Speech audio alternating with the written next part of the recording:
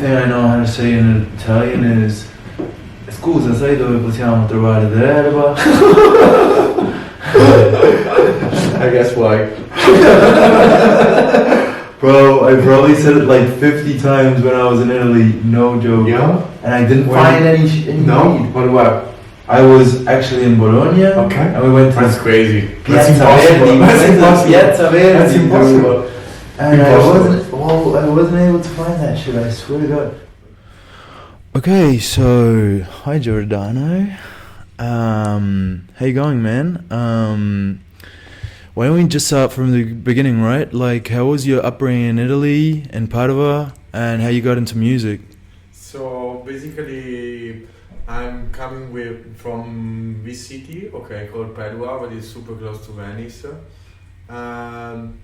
When I was 6 years old, basically one of the things that my parents said, it was just, now you have to learn an instrument. Mm-hmm. And after that I decided to learn how to play guitar. Mm-hmm. And when I was 14, I was getting more into electronic music and DJing, and after a while also producing. Then I was running a party basically in Padua called Bunker for 5 years or more, and I was really lucky because I was able to book so many artists as the premiere in Italy, like Hector, Aneta, Mm-hmm. and many others. Mm-hmm.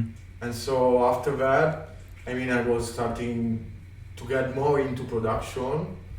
I released many music in so many record labels. Mm-hmm. That's it. When I moved to Berlin, Mm-hmm. that's it. So, how'd you start getting into music? Like, was your first music genre, you mentioned your parents, like, got you into music. Yeah. Like, was your first music genre that you started, mucking around? More into rock because I have an uncle Mm-hmm. who was basically a guitarist Mm-hmm. in a band in Italy. And Yep. he was one of my, Like your mentors? Yeah, one of my mentors, Mm-hmm. basically. And after that I started to go more into electronic music. But I'm coming from as a guitarist. Okay, so like your actual instrument is like the guitar. Yeah. You started with the guitar, right? So how'd this transition look like, from rock into techno? Like, what was the first techno you started listening to? There was a super nice scene in Italy back in the days. Marco Carola and Gaetano Parisio was probably two of the biggest techno DJs in the world back in the days. And Mm-hmm. Okay, so like like that kind of music like started getting popular and in Italy. More popular. Okay. And, that's it. That's why I got into it. Right. Basically. So like when you were like 14, 15 and you started, going out to clubs and stuff, like what was the music that was being listened to in Padua? That was more back in the days, minimal. Okay, and everyone was. Every techno artist back in the days was more into minimal and whatever, and also probably the first electronic music genre that I got in was more minimal. And also my first gig that I ever made, it was in a club in Padua called Extra. Mm-hmm. And I was 14 and I was playing minimal. Okay, so your first gig was at 14. Shit. Okay. So like the like when you were a teenager, that was like the kind of music that was popular in Padua, or but that was more into commercial music and whatever. But I remember that there was in this club a second room where we usually go play minimal and more stuff like that. Okay. So like, what were your first influences when you started out? That's hard to say something like that, but I still remember that artists like Zenke Brothers were playing and producing really great minimal music as well. But Okay. So, and what kind of rock would you listen to when you started out? I was more into corn. Yeah. Okay. Something super hard. Okay. Yeah. Freak on a leash. Yeah. Fire. Okay. So you started DJing. You had your first gig at 14, right? Yeah. And how'd you start getting into production, hardware, and stuff like that? I mean, it was something was getting super smoothly, and yeah, basically. But it was the second step. I mean, when you're a DJ, for me, at one point you want to play your own music as well, and so you're trying to produce and getting into the production stuff and hardware, also VST and whatever. Though. Yep. So like at what age would you buy your first synthesizer and stuff like that? My first synthesizer was the MC 303, but actually was a groove boxer. Basically, there was a part of 909 assembler and also 808, and beside that, some scene parts as well that you could play. Yep. And I guess that I was probably 17, something like that. Okay, so at 17, you actually started making the music, right? Okay, but yeah, after a while, I was able to make something quite okay. Okay. So how'd those first productions look like? What would you do with that music? Would you send demos to labels and stuff like that? I was starting to send demos after a while, maybe after a couple of years or maximum 3 years. And yeah, after that I received the first feedbacks and the first kind of answer, and basically the first... After 3 years, you said? Yeah, okay. 3 years, something like that. And I was really lucky because people like Castle from Axiom was super into my music, and also DJ Pete was playing some of my tracks. And my first ever release was on Wonderblock, I guess almost 5 years ago, something like that. It was 2015 or 2016. That's the Walls and Weapons EP? Yeah. Okay. So no, another one. Okay.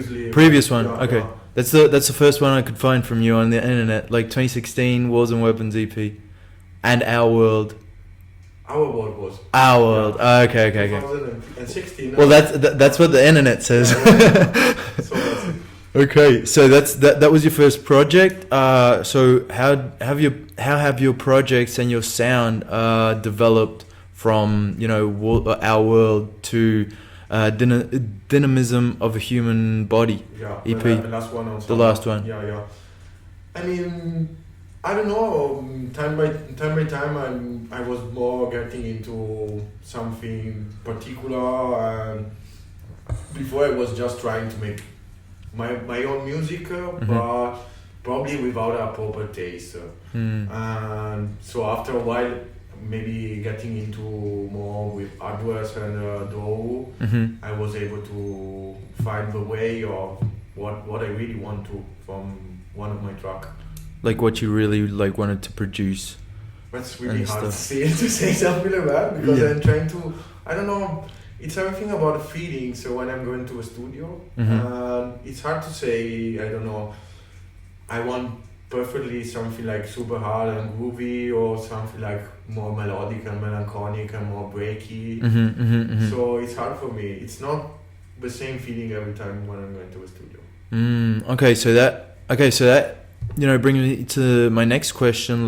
What does your creative process look like when you're about to produce? Do you have the idea right in your head about the kind of track that you want to make, or? I mean, yeah, probably I have something on my mind, but it's not every time the same point where I'm starting. I mean, I can start from a drum part, or maybe I have something on my mind like melody or whatever, and then I'm starting from that.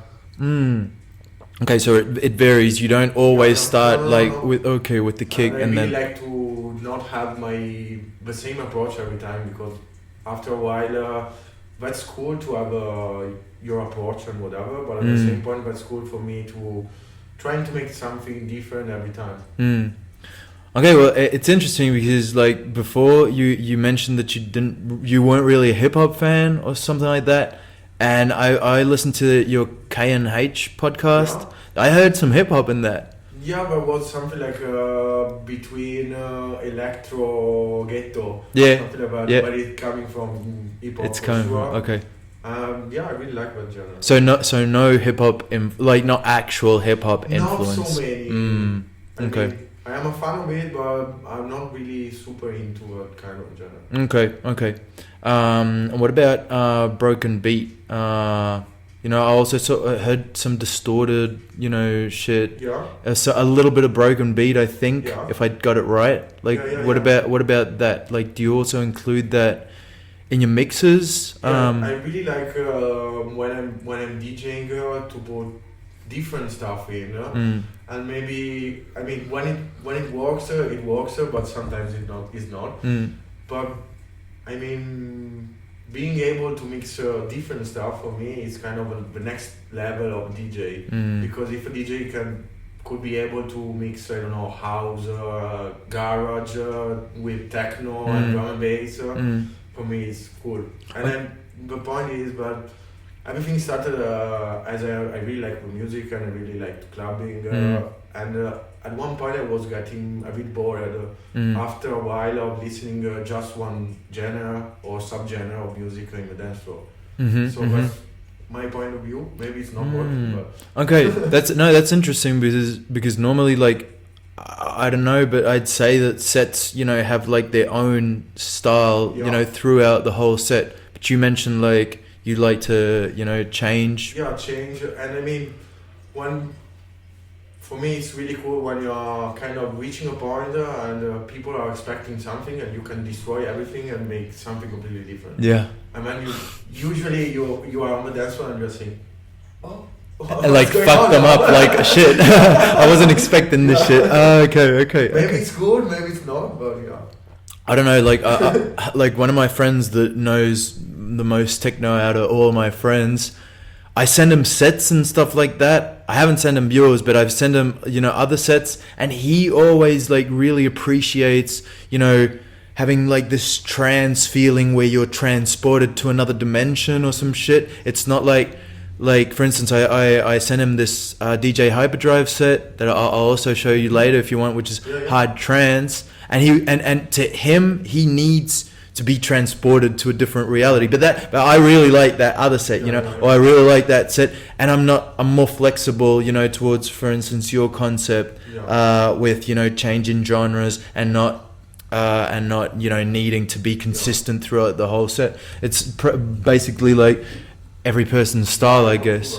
Okay, interesting. So tell me a little bit about the concept behind your last project, Dynamism of a Human Body, and how'd you know, get on Soma Records? You know, who, if you want to talk about this, like who approached you? But it was quite crazy, the story, because I was emailing info of Soma Records. I'm sorry about that? I was emailing just the normal info email of Soma, and I got an answer after 1 day or maximum 2 days. They were saying, we are thinking about getting you on the roster. And I said, what? What's going on? Crazy, yeah. And after that, Slam and all the team behind Soma Records were and still are into my music. But basically I was so lucky, but at the same point probably they were looking for new artists. Okay, so like, are you signed to them, or did you just release this EP through them? I already released 3 EPs on 3 EPs on. Okay, which ones? One is called Fluid and Energetical, and it was the first one. Yeah. Then I have another one, but I don't remember the name. Definitions? Something like that. Okay. That could be. With Pianger inside. Track over there. Okay. Okay. No, I don't know. I don't have that on it. No. Well, I've got like Giordano and Pablo Definitions. That was another project. On Soma. No. All right. On Consequent Music. Okay. Yeah. Okay. Interesting, man. So do you think like your sound, why do you think they really enjoyed your sound, like Slam and stuff like that? I don't know. When I had the first talk with them after they played in Bergen as a live actor, they were saying to me that they were looking to someone that makes something different on the way of making tracks. That's it. Okay. Yeah. Interesting. Okay. Do you also have like a vinyl version of that? Like no, that's just no. That's just digital, and I had 3 releases. okay. Do you also like mix on vinyl? Yeah. Or you also do. Okay. Yeah, I'm using both. Usually when I'm DJing, I'm using 3 CDJs and 2 turntables. Okay. Ah shit. So you use the whole lot. Okay. Cool, man. Yeah. So this comes back to like the concept of the set that we were talking about. Like when you release an EP, do you also think about it like a set where you're flexible with the genres? Like one song can be acid, the next one can be trance, the next one can be whatever. Or usually I'm trying to organize. I mean, I don't know. As you can see on the Soma release with Pianger inside. I mean, there is usually on my EPs one track that is more melodic and breaky, and usually the A part is more banging and gloomy. Okay. Something like that. Okay. And Understood. yeah, for me, the reason why I want to say it's because probably when an EP is something like that, you can say something like a story behind of it, and so you have something banging, and at the end of the EP is something more. Yeah, more melodic. And whatever. Understood. So you always, try to have a concept behind the EP. Yeah. Okay, so what's the concept behind dynamism of human bodies? Of human body, sorry. Yeah. So basically, that was 4 tracks over there. That was everything more techno. But when I was in the studio to make it, it was just. I mean, it was more like a jam. That I was making with my hardware, and basically the first track, the A1, the B1, I made it meanwhile I was playing as a live actor in Trezor, and then I saved the pattern on my analog 4. Alright. And I reproduced that, and I made the track. Interesting. So, okay, but like other than the technical aspect, like why is the project called Dynamism of a Human Body? That was a cool name, no? It was a cool name, okay. Yeah. I mean, that was basically a super techno thing, but for me, I don't know, basically. Okay. You can cut it probably. No. It's also a reason, you know what I'm saying? Like, it doesn't really have to have a super profound meaning. So is that like that in like every project that you release? Like, don't they really, like, I mean, I don't know. I know that some people release a project that's coming out of part of their life where they've been like more sad or something like that. It's something like that. Okay. I mean, as I told you, it depends about the feeling that I have when I'm going to the studio. I mean, if I'm sad, probably I'm writing down something melodic. If I'm happy, maybe I'm trying to make something more banging. More. That's it. Okay. So nowadays, what's your production gear? What's your hardware and the softwares that you use? I mean, since 3-4 years ago, I was full of hardware, but like most of them was bullshit and something super cheap. And after that, I sold it, all of them, and then I bought the Analog 4, but it's actually the main synthesizer that I'm using. And you can make from glitches to pads and drones over there. And then I'm using just one drum machine, that is the analog rhythm. And then I have this modular synthesizer, that is a GRP A4. But basically it's an handmade synth made from an Italian engineer in Rome. That's really cool, and you can also go with plug in as an audio in. So I'm usually also put something from Piano 4 or some drum part inside the modular, and it comes sometimes something really great. Okay, so you mentioned like that synthesizer, the modular, like there are just like 200 pieces in the world. Shit, that must have been expensive. Was it? Yeah, a bit. How much? Huh? How much? Like if you don't mind me asking, no, obviously. I don't remember how much was it, but I still remember when I bought it and I found it in like a website.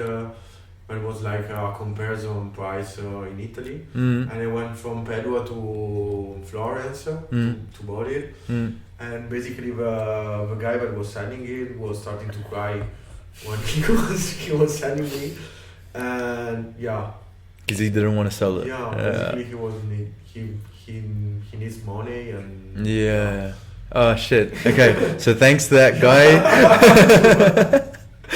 Thanks to a disgrace of a poor human being. Okay, interesting, man. So, I saw you released on Soma Records. Like your last 3 projects have been released on Soma Records. Like, how did that come about? I mean, it was out because I was trying to arrange a live actor for but it's one of the room in Trezor, basically. And after I played there, the live act was a success, and then I decided to arrange 4 of that tracks that was in the live actor. And after that, I was thinking, okay, why not maybe trying to send it over to Soma Records? And basically, the story behind of it, it's a bit crazy because I was just emailing them on the regular info email. And I got an answer after a couple of days, and they were saying, yeah, we are thinking about releasing something from you. Yeah. And I was completely shocked at that. Yeah. And after that, I mean, I was able to make something like a connection with them, and I was able to release other 2 EPs on Soma Records. So like those demos that you sent those first demos that you sent, you recorded one of the tracks on a live set? No, basically I was preparing the live set and preparing clips and scene parts and whatever, and after I played as a live actor and changing something as well, I saw the reaction of the people, and I said, why not rearranging these 3-4 tracks whatever, and it was working. So what's that song called, the one that you recorded in the live set? No, 4 of them from the first EP, basically. And the A1 basically was coming from a scene part that I made live in home called Fluido Energetico. Okay. Fluido Energetico? Yeah. Okay, so that was... but when you did the live set in Trezor, was that in actual Trezor or was that in Om? I was playing 2 months or 3 months before in Om, and basically after 3 months I was asking to play on a Saturday in Trezor as well. Okay, like downstairs, right? Yeah. Okay, so what... And before that, I think 1 year before I was playing as the New Faces, but that was a DJ set. Okay. So what was that experience like? Like what did you prefer? What did you like better? Like Om? Because Om to me is also really special, but Trezor downstairs, it's crazy. For me, it was every 2 of these gigs was really, really great. I mean, with some system in Trezor is even better. So probably if you're making a live actor, you have to compare. I would say that Trezor was better. Yeah, behind like the shit. Why? Yeah, obviously, but Om has like its own, kind of vibe as well. Like you said, it was Om is basically Trezor. I mean, I guess they're owned by the same people. I don't know. Basically, I they are on the same building. So Yeah. That's Yeah. why I said something. Yeah. But they have different entrance, I guess. Yeah, like you can't access it when you're in Trezor and shit. Yeah. Yeah, I don't know. I've only been to Ohm once, and I think Eric Cloutier was DJing there. Yeah. You know him? Yeah. Yeah. He I guess he makes like kind of different music to you though. Like he makes more Yeah, ambient. I think more special as well playing over there because it's smaller. Yeah. The crew maybe is open-minded as well. Yeah. And so DJs and live act can experiment as well. Yeah. Yeah, like what do you think about, Trezor becoming so touristic and stuff like that? I mean, that's part of the story of Berlin, and that's one of the first clubs in Berlin. So most of the people want to go there, and basically tourists have to visit there. If you are planning to have a weekend here, it's one of the first things to do. And it's so accessible. Yes. Yeah. Yeah, like I guess. Yeah. What do you feel like? Do you think that the vibe, not the vibe, but like the essence is lost, or that there's still the same essence? Nowadays, I cannot say anything because everything is closed. Yeah, but like a year ago, you know what I'm saying? I mean, yeah, maybe sometimes the vibe is different because full of tourists, but at the same point, for me, it was one of the best clubs that I ever played. So there is these things. I mean, it's still one of the best clubs in the world, but at the same point, there is something like this problem. I mean, yeah.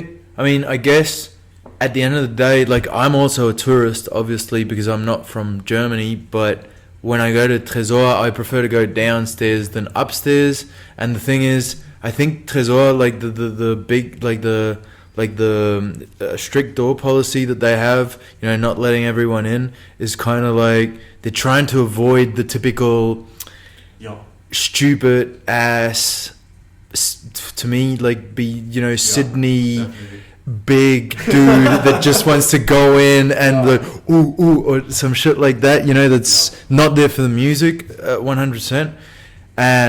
But even though, like, I still feel like like most of the people that aren't that much into techno go upstairs, and people that are more into techno maybe go downstairs. Or it's different, but at the same point, I guess I really like the mentality behind the club because that was probably the first club in Berlin to have this hosted night called New Faces. Where new people and upcomer or newcomer could play. That's really, really, really cute. Yeah, 100%. And also, like, it's understandable that like they have this door policy because of the history of Berlin and stuff like that, and also the history, that's like linked to techno with the underground resistance back in Detroit. Yeah. It's actually 100%.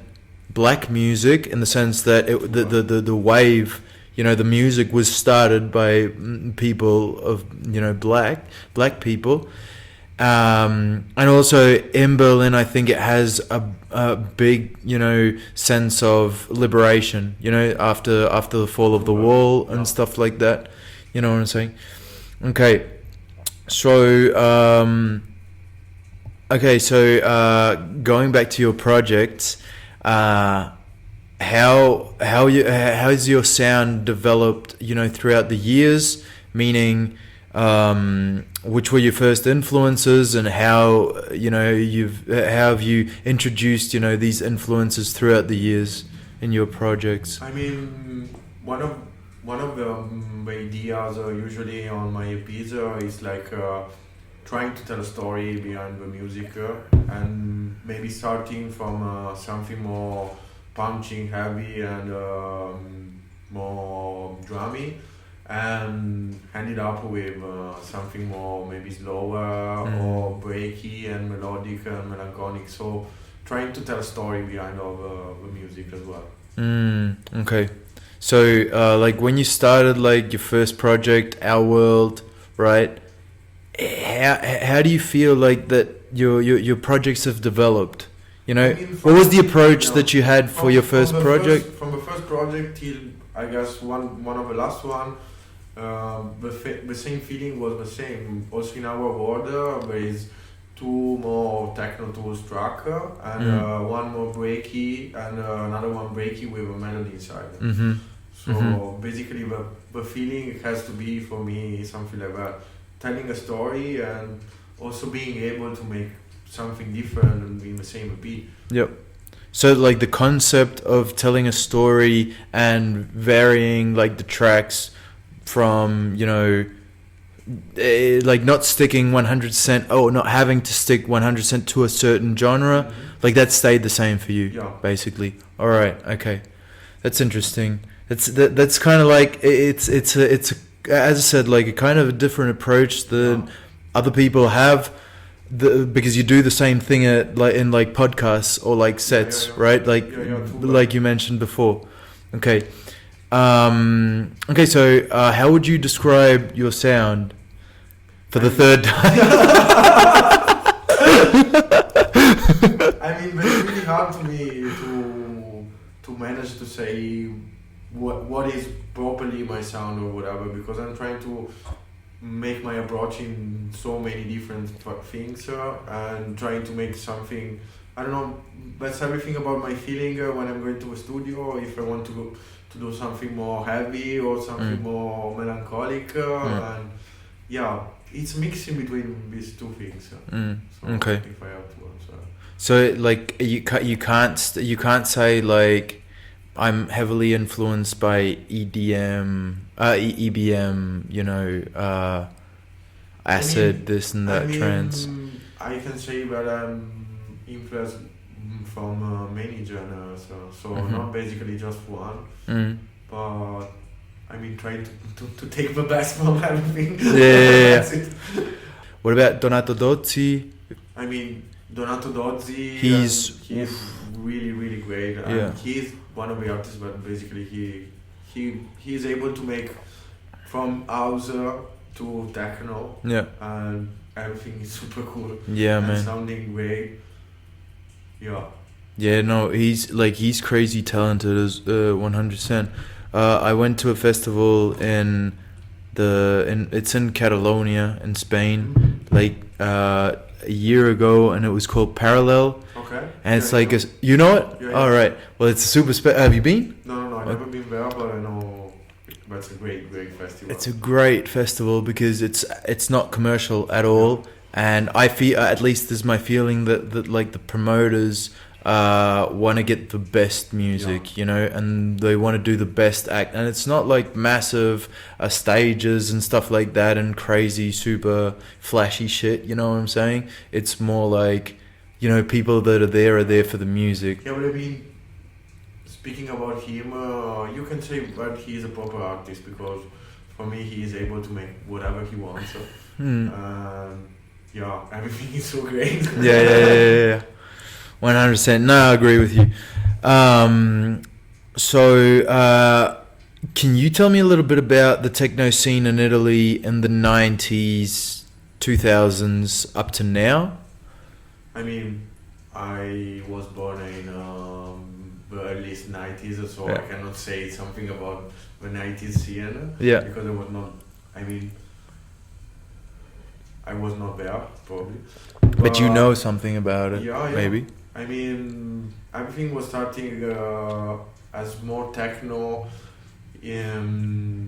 Also in Rome, there was a super nice rave scenes where also people like Lori D, that is one of my other favorite artists inside techno and more electro as well, from Rome.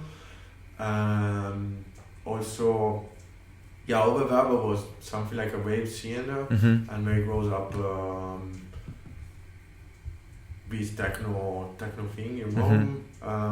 After that, I mean, in 2000 and whatever, so many clubs in around also the north area was going up. In Rome or in the north of Italy? More in the north. And then after that, I mean, during the 2000, one of my favorite clubs, but nowadays is completely shutting off, what was in Milan called Dude Club. And they changed the venue, I think, a couple of times. And I was really lucky because I was able to play there a couple of times as well. And basically that club was really cool because they were not focusing on the marketing scene and whatever, but they were able to book artists about their music, and so also being able to book something different. I mean, I remember that I listened to Vatican Shadow live act over there, and he was over there with the tape, but like the real tape. Try mixing like with an actual tape, like okay. And with a modular, it was crazy. Okay. So they were like the dude club, like that was like all for the techno, right? It wasn't like hyped and shit like that, right? Okay, I understand. So coming up to today, like, I mean, wait, just say, I had a question, like, what was the music that was listened to, like, that was popular in the 90s in Italy? No, like in techno, obviously. In techno, for sure, people like Gaetano Parisio, Marco Carola, Lori D, also Marco Trani.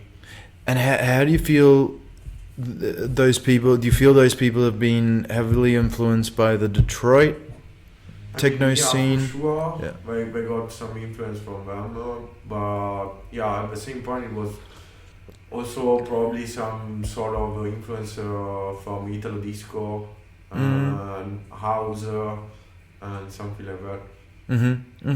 Okay. So nowadays, like, what is the scene like in Italy? Which are the best, cities to go party in Italy if you're like extremely into techno? I mean, I guess probably still Milan, but as I told you, Dude Club is completely shutting off, but there is a new club called Tempio del Futuro Perduto, but it's quite great. Probably Milan is one of the best cities to be if you have to party. Techno. Also Bologna was one of my favorite, but nowadays I think that we are not making so many parties still. It's not that good. No. Right. Okay. Or maybe I don't know that. Well, but that's maybe. You said you lived in Bologna or something, didn't you? You did. I mean, I was studying over there, but basically I was kind of taking the train 3 or 4 times per week from Padua, which is actually just 1 hour. Ah, okay. But you know the city. Yeah. Okay. Yeah, it's a student city, isn't it? Like in Italy. Yeah, but also Padua. Basically, the story behind Padua and Bologna was, Bologna was the first ever university in the world. Oh, yeah. And Padua was the second one. And basically, some professor from Bologna got some fights and whatever, and they built up the university in Padua. Oh, okay. Padua is the first female, the first girl getting a degree. Oh, really? In the world? So the first university in the world was in Bologna. The second one in Padua. Ah, shit. Okay, that's interesting. Shit, never knew. Never actually thought about that shit. I'm actually full of Erasmus people as well. Yeah, 100%. I actually know a girl from Padua, and I know a girl from Bologna as well. I did Erasmus in Mainz, in Frankfurt, close to Frankfurt, and this girl, like, these Italians love to do Erasmus. It's always, and Spanish people as well, though. So, what are your favorite artists nowadays? What music do you listen to, like, nowadays? I mean, it depends. I like to listen to many genres, but if I have to say something about techno, electro, or ADM, it's one of my favorites is for sure Itab Kyle. As also he's mixing as a DJ set, he's fucking amazing. He can mix whatever he wants. Also, as another DJ, one of my favorites is Ben UFO, and also Object.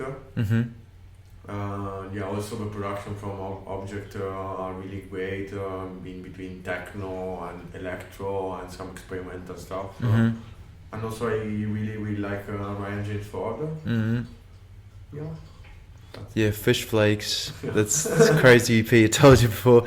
Okay, so I want you also to tell me about the other music genres that you listen to, not only techno. I mean, what else do you listen to? I really like jazz also, but I'm really into trying to listen so many experimental stuff. Okay, so what kind of jazz? Well, who will you listen to? I mean, it depends. I'm not really into some really subgenre of jazz. I don't know. Yesterday night I was listening to some Japanese jazz. Okay. Yeah, but it was something really cool to me. Yeah. Okay, so like nothing specific. No, nothing super specific. Okay.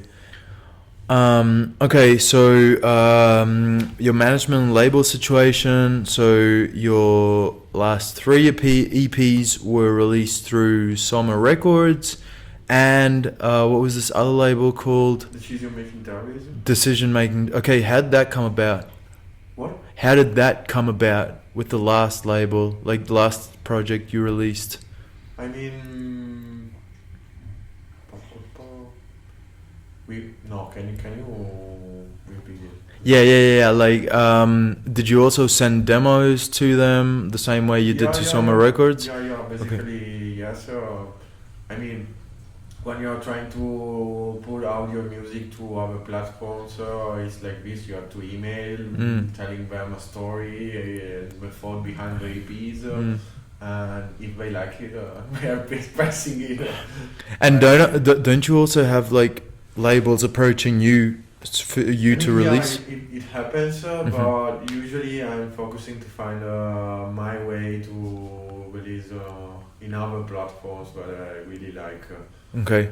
And basically it's another approach as well, because if you have some sort of request, then the feeling of going to a studio is making something for them. Yeah. And whatever. And if you are going to a studio and then you are preparing some packs of demos, and maybe you can find the right label, and you don't have the pressure as well to make something properly for the record label.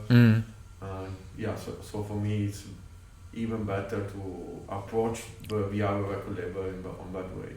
So you're basically at a level where there are only certain labels that you would like to release through. Okay. So what are other labels that you could think about that you'd like to release through? A label that you like that you maybe haven't released any projects through or something? I mean, if I have to say something, my goal would be releasing something on R&S. But yeah. Okay. I mean, it has to be something really different and with another approach as well. Because it's for me one of the best record label ever, but has a nice story behind of it. Many of the biggest artists were released on that record label as well. Yeah. Okay, so how does that really work? Like when you release music through a label, how does the royalties breakdown work? I mean, what do you want to know? Something about the royalties are like getting paid from. Okay, there is a society running from one of the guy from Soma. Nowadays I'm taking care about my royalties. And basically he uploaded everything just a couple of weeks ago to the Gamma portal. So I still don't know how many monies I will get it. Okay. Or whatever. But basically it works like having this code called ECSR or something like that. And basically it's a code that the record label has to give you. And also the WAV format mastered of your tracks, and you are uploading that to the Gamma or Booma or whatever other society of royalties. And after a while you're getting paid when someone is playing your music. I don't know, if someone is playing a track in a podcast for BBC Radio 1, you're getting paid or other platforms. So how much, if you don't mind me asking, like how much money could you get off Amelie Lenz playing one of your tracks? I don't know. You don't have absolutely no idea. No. All right. Okay. Okay. So I also saw that you're trying to found your own label, Senza Nome Records. So tell me a little bit about that. I mean, that's a new project that I'm running with two friends of mine, and basically they have another project called Asylum together, and they released on Black one of the record label from Regis as well. And it happens that 1 year ago we were in Milan, and we were recording the new album from Regis that is gonna be out soon.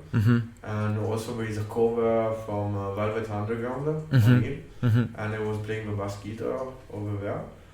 And after that we decided to, after a while basically, because with Oniks, with Marco, we are friends since a while, we decided to run this new record label, and the first project was a new project between me and him called Anam.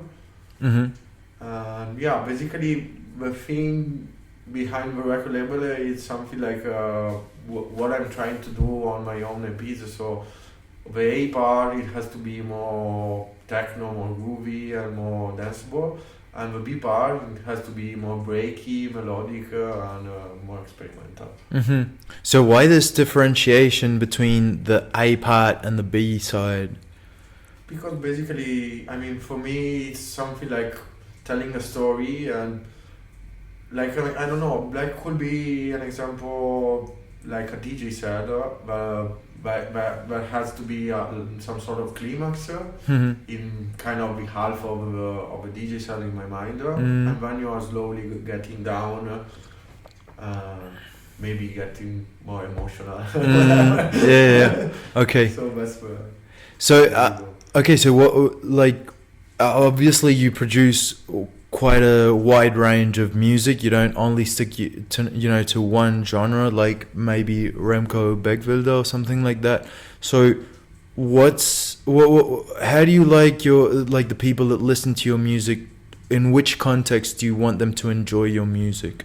I mean, basically I want them in a dance floor and something like that. But at the same point, I'm trying to explore the kind of horizontal and trying to make something more experimental. But maybe you can also listen in your home, in your sofa. Depends on the person as well, I guess. Yeah. Like I can listen to hard trance, this DJ Hyperdrive set, for instance, for studying because it motivates me. But I can also listen to, a more experimental shit just for fun, and stuff like that. Okay, interesting. So you've only released one project on Senza Nome. Yeah. Okay, and this is. Can you repeat the name again? Anam. Okay, and what's the concept behind that project? Basically, it's a project between me and Oniks, and we were friends since a while, and we were trying to make music together since a couple of years, and after reaching a point of many demos, we decided why not printing and building a record label together, and we made it. Yeah, 100%. Yeah. So, okay, that's cool. Would that mean that you would be independent when releasing your music, or would you still consider that you're releasing through a label, even though it's your own label? I mean, that's a nice question, but yeah, I guess that I wanted to be completely independent whenever I'm releasing my music, but maybe trying to put some sort of idea, as I told you, like maybe an A part more danceable and the B part more melodic and melancholic. Okay. So have you gotten any demos for Senza Nome? No demos. Okay. Well, bring your demos. Start sending the demos, Okay, so what would you like? This is something that interests me about people that actually run labels. So when you get if you get a demo, when you get demos, you know, are you looking for a very specific thing in those demos, or are you open, you know, to different kinds of? I mean, I would be open to something different or whatever, but at the same point, I guess that it's really important for a record label to have their own sounds. So it might be that this platform is gonna be just for us at the beginning, and maybe we'll be open to other demos and artists soon. Okay, yeah, interesting. But it's the concept behind of it. Interesting. Because like what you said about releasing through Soma, they were like, because your music is different to Rebecca's music or to Lewis Fortson music, so on and so forth. So I guess they you know, record labels also have to be open. You can't only do rave music, or you can't only do this and that. Okay. So, which artists would you like to collaborate with that you haven't yet? And artists that you have collaborated with that were, you know, kind of special to you, or that? I mean, for me, it was really cool to collaborate and to being able to go in the studio for 3 or 4 days with Regis and Yogan. Basically, I learned a lot from them, and one of the things that I was really in love was that they know already what they wanted, and basically probably something that you can got to experience and whatever, because I mean they are in the industry since a while. Yeah. But it's really cool for me to go in the studio and have your idea in your mind, and being able at the same point to go back home with everything complete. Yeah. Okay, so these guys. So what did you learn from these guys? I mean, this thing, for sure. Being able to be focused on the same project until it has an end. Until the end. Yeah. Okay, like to not lose the focus on. Or maybe switching to another project meanwhile, and being able to be focused on that until it's completely done. Okay. And what about on a technical side? Did you learn anything from them that you didn't know, or? I mean, probably something, because I mean you never stop to learn about everything. But I don't remember something super particular that I learned from them in a technical way. Okay. And did you have to go to Scotland for that? For the collaboration with Soma? They're from Scotland, aren't they? No.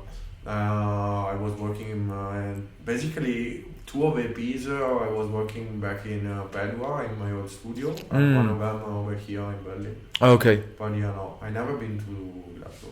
So but Soma Records is from Scotland, from Glasgow. Okay.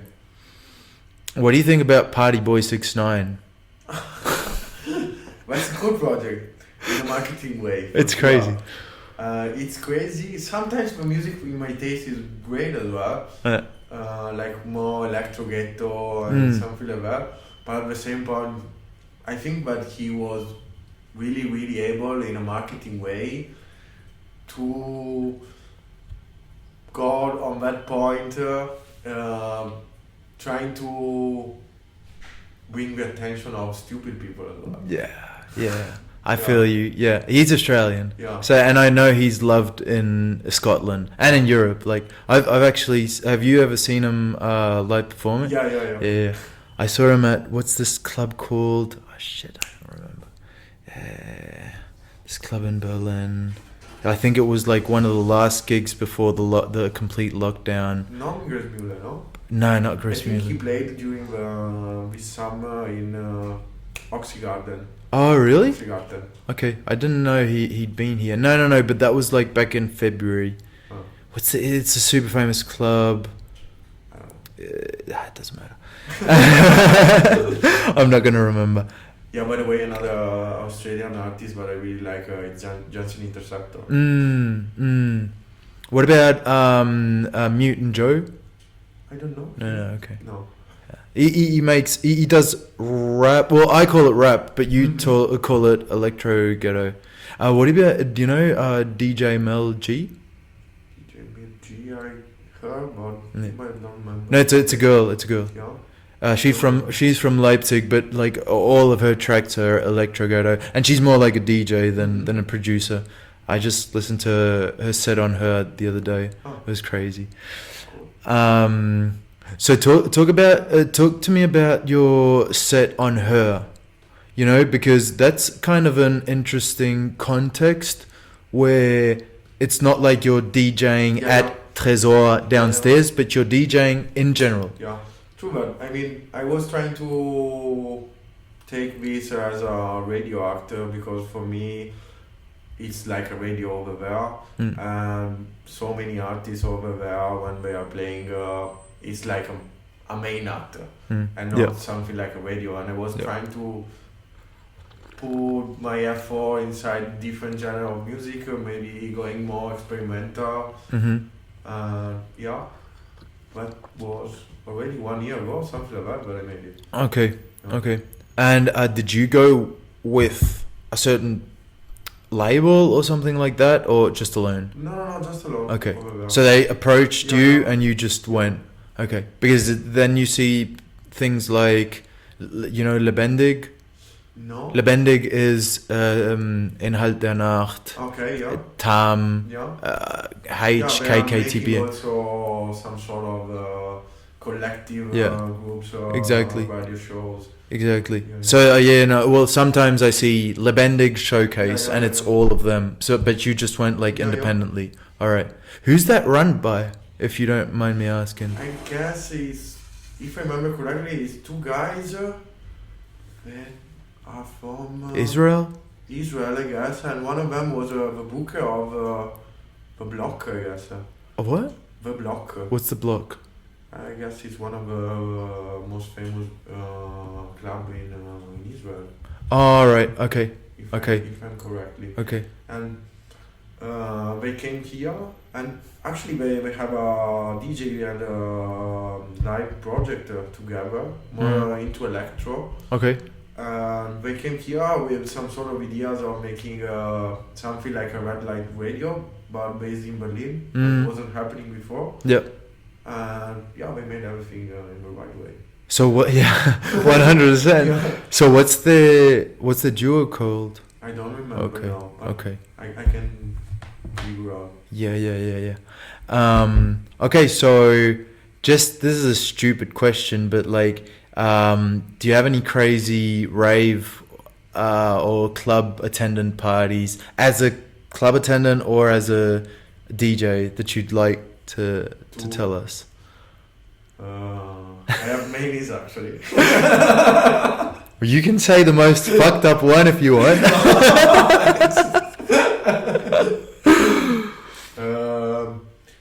Probably a rave that was happening during the lockdown, basically, and it was in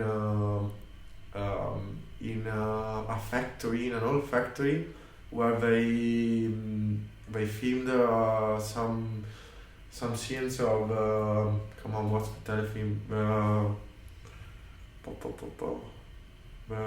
Dark. Oh, okay. Yeah. The TV show. Not Rumersburg, but Roomstock, something like that. Okay. Kind of 30 minutes far from the center of Berlin. And I went there, but after 2 hours, that was shutting off from the police. But it was really crazy because the venue was such a huge old factory, and it was really, really cool. Like Soviet style. Okay. But what was crazy? I mean, but it was crazy. Okay, like the venue was crazy. It was crazy when the police came, but basically everyone has to run. Right, everyone ran. Okay. Yeah, there have been a lot of illegal raves and stuff like that. So how has the situation looked like during the COVID situation for you? And what was your last gig? And I mean, my last gig was 2 weeks ago. Oh, really? Yeah, okay. In Suicide Circus. Oh, for real? Okay. Basically, I was able to play many times during this summer, and I was really happy about it. Yep. Probably it was such a cool thing for many mid and upcoming artists because basically such a big artist probably they didn't want to play in small venues. Yeah, most of the parties were open air with people wearing masks, whatever. So it was cool for me. Okay, so Suicide Circus. What? That wasn't a stimulation party, was it? It was transmission. And I was playing with Gianna Cressida. Oh yeah, Cressida, yeah. Then hyperactivist. Right. Pearl Sanzo. Oh shit. Okay. Oh yeah, I think. Ago it was. Oh, for real? Okay, and how was that? It was really, really cool. Okay. Yeah. And then one of my favorite party that I played was also there at Suicide, but they asked me to play just grime, drum and bass, and Django. Okay. But it was on a Wednesday. I was able to play with Elena, and also the new project from what's the name? The new project from Dynamite. What's Nita? Nita. Yeah. And also with Jen another time, and we were basically being able just to play broken beat stuff. Okay, cool. It was really, really, really cool. Super nice. Oh, Alienata is one of my favorites. And Hyperactivist, she's pretty cool as well. Hell yeah. So yeah, that's interesting what you just mentioned. Like, if you get booked by a club, do they tell you what kind of set they want from you? Or? I mean, usually no, but if they want something different, maybe they should ask her for something like that. Okay. So I can get prepared for something like this. Yep.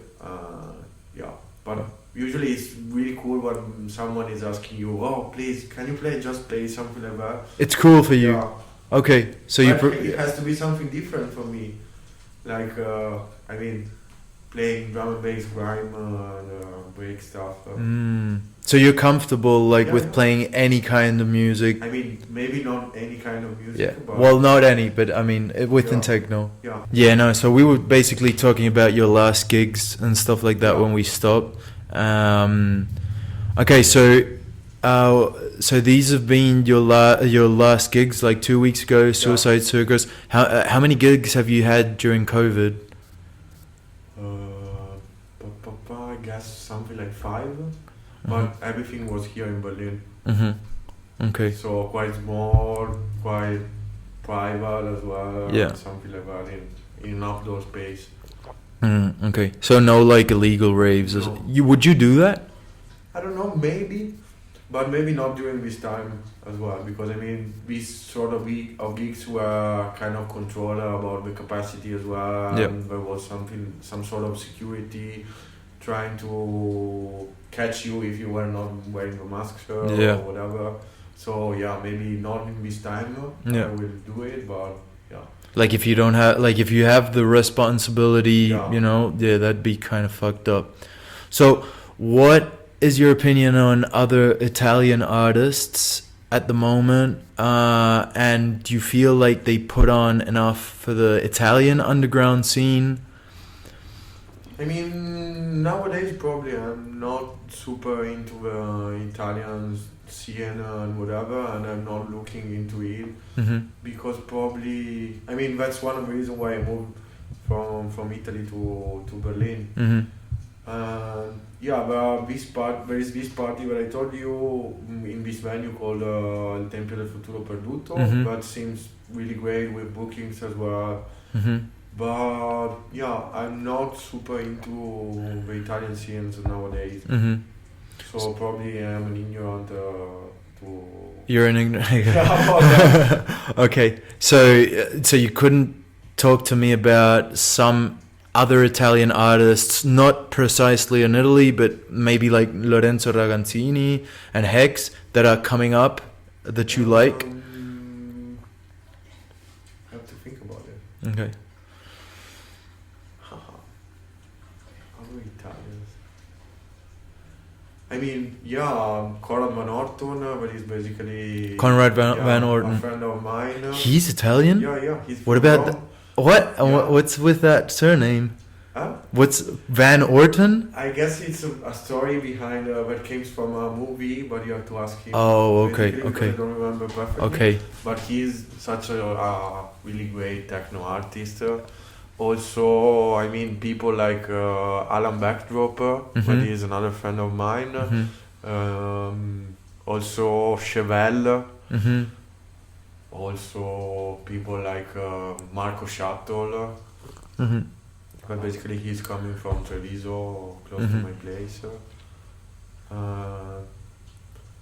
Yeah, that's it. And what's like the trend that these up and coming Italian artists are going towards? Like, do they do more rave music? These artists that I was mentioning are not super upcoming or whatever, because they are making music since a while. Yeah.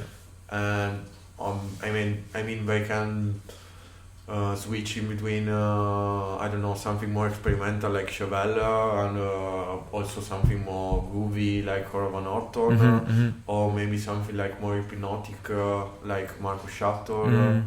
But I'm not super into these wave scenes and whatever, just because it's not my taste. Yeah. Okay. Okay, so well, you really said other than what was this club called again? The in Milan? Dude Club. No, the other one. Tempio del Futuro Perduto. El Tempio del Futuro Perduto. So how does that? To which club could you compare that to in Berlin or in London or something like that? I mean, probably to something like Base Müller. Oh, okay. Yeah. Okay.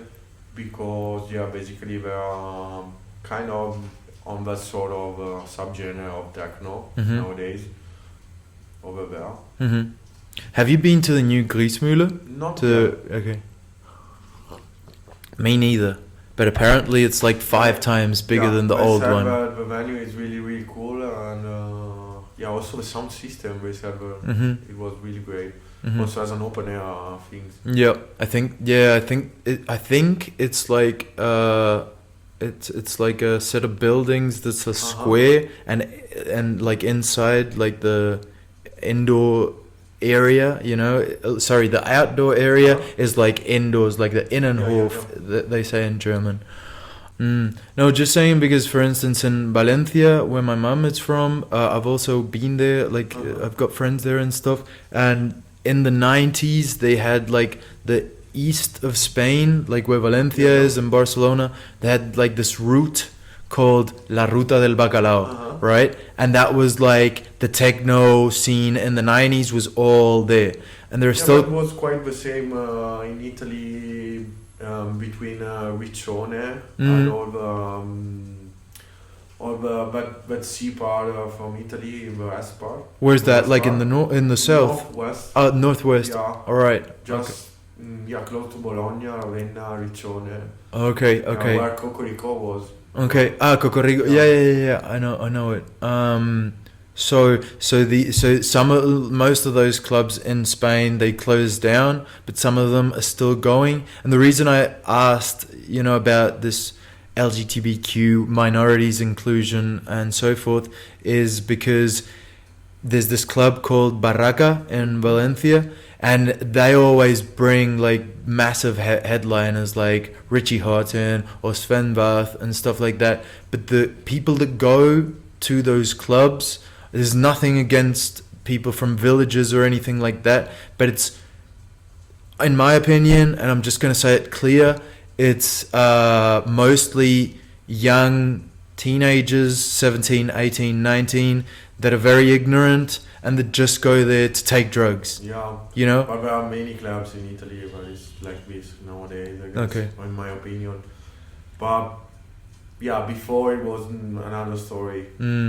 Like, I don't know if you have to compare the story about Cocorico and everything, but since something like 5 years ago till now, but there is a lot of idiot people going there just to take drugs. And it doesn't really correspond to like how these clubs started out and how the movement started out. Okay. I guess it's logical, and it also depends on... it's like going to a club just because it's cool. to listen to something underground. That's it. And obviously, if you're 17, ignorant, and you take a pill, well, that's the best music, you know. Okay, so I kind of asked you this before, but I'd like to get a little bit more in depth, like into what a typical day looks like when you're producing, and what's your production method and gear. Because we didn't talk about it. Yeah. So basically, when I'm going to the studio, I'm trying to figure out what I want to do. I really like to go there and have an idea before. Maybe I'm not starting to the same patterns as I don't know. Sometimes I really like to start from a drum part, and sometimes from a melody that probably I have on my mind. Yeah, basically I'm using these three instruments as hardware, like the Analog 4 as a synth, the GRP A4, that is this huge modular synthesizer, and also the Analog Rhythm as a drum machine. And after that I'm using a DAW, that is Ableton. I'm trying to arrange everything. Maybe before I'm jamming, and then I'm rearranging everything in another way sometimes. Yeah. So what do you use? The 303? No, the MC 303 was my first gear that I had. Oh, okay. I sold it. And what do you use nowadays? Like it's not the TB 303, it's the MC 303. Okay, what's the difference? I mean, the TB 303 was it is a synth, okay, and the MC 303 was a groove boxer that has basically the drum parts from 909 and 808, and also some synth parts. Okay. So if you're gonna buy like a rhythm box or something like that, like what do you like the 707s, the 808s, the 909s? I mean, probably all of them. Yeah. Because it's nice to have the real instrument and not having and working on samples and whatever. But after that, I mean, I used the TR-909 and the 808 in some of my production as well. But if you are not kind of manipulating the sound after that, it doesn't sound really properly. Okay. So yeah, also having this sort of drum machine like the Analog Rhythm, which is made from electro. It's really cool because you have some drums part that is from synthesizer, and you can add also samples on it. Like, Okay. I don't know, you can combine a kick of the 909 together with a synth kick of the 808 or whatever. Okay, interesting. All right. So what would be your favorite clubs? Have you had gigs outside of Germany and Italy? Yeah. Where else have you played? I mean, I played in London a couple of times at Corsica Studios, Block. I played in Madrid. Where in Madrid? Vesania. No, what was the name? Utopia. The club. But basically, it's I think one of the only club that has the 24 hours license, I guess. Okay. But it was really cool. But yeah, Italy, I played in Rome, Milan, Padua, Venice. All of that. and in Germany, where else other than in Berlin? I played, I guess, only in Berlin. I played in Okay. Mont-Blanc, Suicide Circus, Trans, Rome. That's it, I guess. When's that Berghain gig coming? I don't know. Shit, yeah, okay. And which was your favorite club, and why? Like, that doesn't have to be one, but like... Where I played. Yeah. One of my favorite one was in Madrid, this club called Utopia. Because, I mean, I remember the crowd was really, really cool. And yeah, everyone was really happy. At the same point, it was not so big, like I guess around 400 people, with a super nice Function One sound system as well. Okay. It's the same one as Berghain, right? Yeah. Yeah. Okay, crazy. Okay, so Utopia, right? So when you have gigs outside of Berlin, will you go alone, or do you take your friends, or what do you do? It depends. It happens sometimes where I went from Padua to Berlin to play with some friends. Okay, But yeah, usually I'm going alone. you go alone, Yeah. or with your girlfriend or something. Yeah, whatever. Okay. So any new releases coming out in the near future? Yeah, I have a beast release coming on Sabi, but it's a beast record label running from Ida. Mm-hmm. The first release was out already 1 month ago with an EP from Ryan James Ford. Mm-hmm. And the next one will be mine now, and I guess also Adam Pizza is gonna release on me. Mm-hmm. Yeah. Okay, and what kind of sound are you trying to experiment a little bit in this new? On that release, it's gonna be a bit more experimental on break stuff and more on the UK sounds. Okay, what kind of UK sounds? Like break stuff. Okay. Yeah. What do you mean? Wait. Go more into depth. Like, give me more examples about that. I mean, more kind of breaky, also with some melody and some sort of experimental things on it. So it has to be a mixing between breaky stuff and melodic and melancholic, but also with some atmosphere behind. Yeah. Okay, and when can we expect to see that being released? Middle of January or Middle of January. Okay. How comes you decided to release through this record label, though? Did you also send a demo, or? Yeah, basically, Okay. I got in touch with Ida because we played once in a ball blank together. And after that, we stayed in touch, and she was trying to run in this new record label, and she was asking me to release one EP or to send her some music. And after I sent so many demos, basically we were able to find a way to release an EP. Like, pick like the right demos. Okay. Yeah. It was a bit hard, but yeah, we made it. Does that happen a lot? Like, I mean, for instance, I don't know if you know Fractions. It's a duo that's released through Mon and Black. Yeah. They told me that they released through their first project the official project was through Fleisch, which is run by an Australian girl in Berlin. You know Fleisch? Flash or? Fleisch. No. It's like the German word for meat, but Yeah. well, then Dax J saw that project and he got in contact with them, and they were really used to doing like EDM, EBM kind of sound, and he wanted, and Dax J talked to them and he said, "I'm looking for this kind of techno."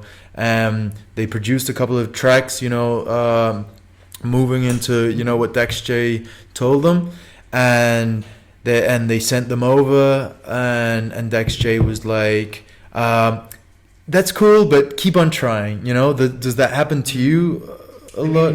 Not properly something like that, but maybe it was, I don't know, maybe it was sent into 5-6 demos, and then she was saying something like, okay, maybe I'm gonna take this too, but yeah, keep trying to send me other music, because I want you on the record label, on the Rooster. Yeah. But we need to pick out the best thing.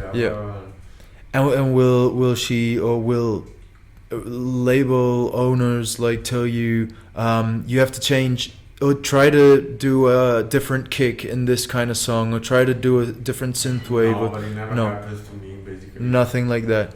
I mean, in the other point of view, I would say that probably if I don't like something in a track, maybe it's not the right track. Okay. So maybe. But what if they've just got one little thing, like try this or try that? No? I mean, probably it never happens to me, so I cannot say something like that. But yeah. And would you be open to that, or would you wouldn't have a problem? No. Okay. I mean, that's their money and they are pressing. Yeah. So it's a good opinion to find a compromise as well. Yeah, and it's also like a decent opinion and stuff. Okay, well, that's it on my side, bro. Appreciate you. Thanks very much. Break the mic. Who gives a shit? Perfect, man.